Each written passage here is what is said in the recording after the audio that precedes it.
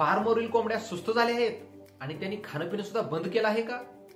असं जर असेल तर आपल्याला वेळीच सावध व्हायला पाहिजे, कारण हीच आहेत आपल्या फार्मवरती एखादा मोठा आजार येण्यापूर्वीची प्राथमिक लक्षणं.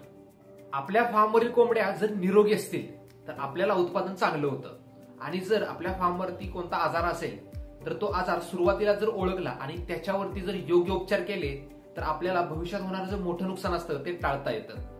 आणि आजच्या या व्हिडिओमध्ये आपण बघणार आहे की ही अशी कोणती प्राथमिक लक्षणं आहेत की जी आपल्या फार्मवरती कोणताही मोठा आजार होण्यापूर्वी आपल्याला ते पक्षी दाखवत असतात.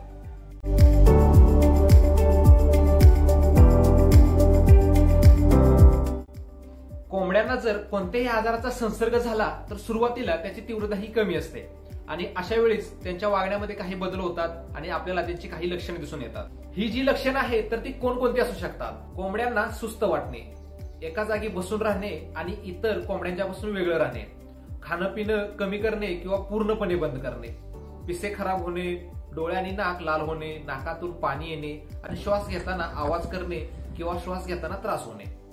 त्यांची जी विष्ठा आहे तर त्यांच्या रंगामध्ये आणि आकारामध्ये बदल होणे, उदाहरणार्थ पांढरी, हिरवी किंवा पातळ रंगाची विष्ठा. या सर्व गोष्टीसाठी आपल्याजवळ पाहिजे ते म्हणजे चांगली निरीक्षण क्षमता.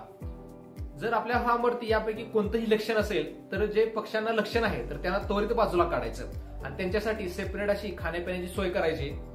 आणि महत्वाचं म्हणजे आपल्या फार्मवरती लगेच स्वच्छता करून घ्यायची, जेणेकरून त्या आजाराची तीव्रता इतर पक्ष्यांना होणार नाही आणि आपल्या फार्मवरती तो आजार पसरणार नाही. यानंतर आपण त्यांच्या लक्षणावरून ठरवायचं की त्यांना नेमका कोणता आजार झालाय आणि त्या आजारावरती प्रभावी अशी औषध आहेत तर ती त्यांना द्यायला सुरू करायचं. त्यांना नेमका कोणता आजार झालाय हे जर आपल्याला समजत नसेल तर यामध्ये तज्ञांचं मार्गदर्शन घेणं खूपच फायद्याचं ठरतं. कोंबड्यांना त्यांच्या लक्षणावरून त्यांना नेमका कोणता आजार झालाय हे ओळखण्यासाठी आणि त्यांच्यावरती योग्य प्रकारे औषध उपचार करण्यासाठी मी एक डिटेल्ड म्हणजे अभ्यास करून आणि माझ्या अनुभवातून एक परिपूर्ण असा पीडीएफ बनवलाय की ज्यामध्ये 30 पेक्षा जास्त आजारांची सखोल माहिती आहे.